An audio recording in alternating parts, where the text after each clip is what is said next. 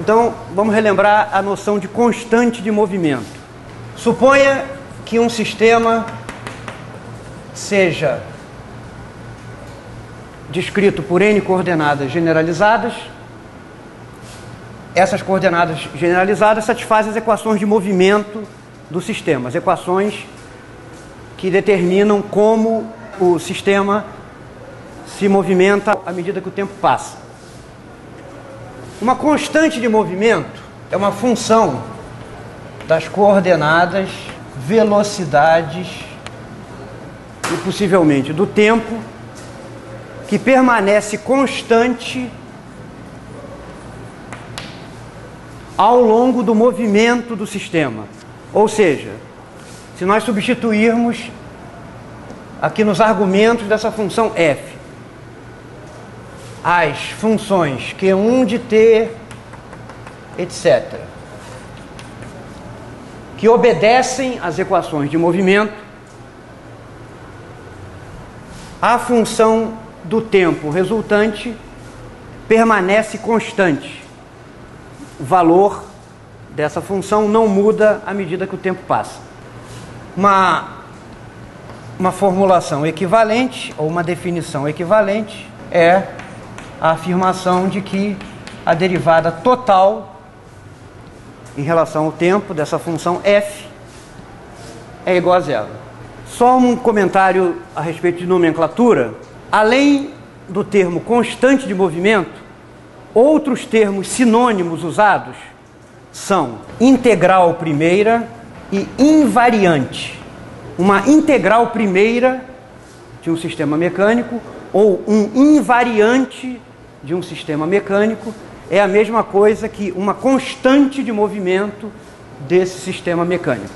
Esse termo aqui é motivado pelo fato de que, observem, se o sistema tiver várias constantes de movimento, então haverá várias funções das coordenadas, velocidades e tempo que permanecem constantes à medida que o tempo passa. Cada equação desta aqui é uma equação diferencial de primeira ordem,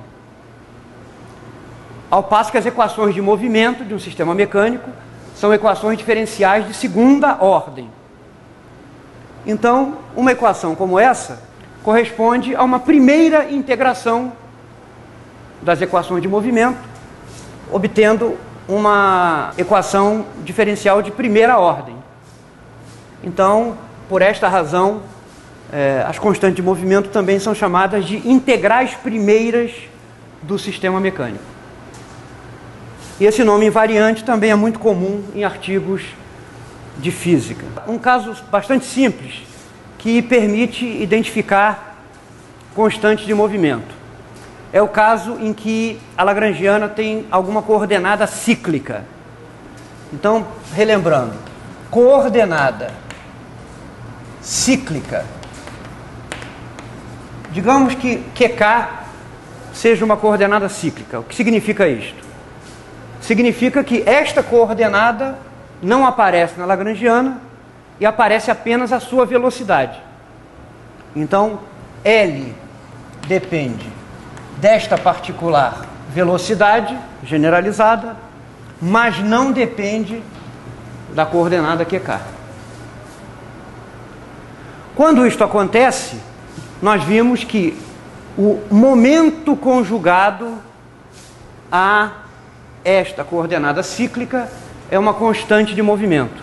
Relembrando, o que é momento conjugado a cada coordenada QI é denotado por PI e é a derivada parcial da lagrangiana em relação à iésima velocidade generalizada. Então, por definição, derivada parcial de L em relação a Q ponto I é denotado por PI e é chamado de momento conjugado a QI. Tá bom? E é uma consequência imediata das equações de Lagrange que, se QK é coordenada cíclica, então o momento conjugado, a coordenada QK, PK, é constante de movimento.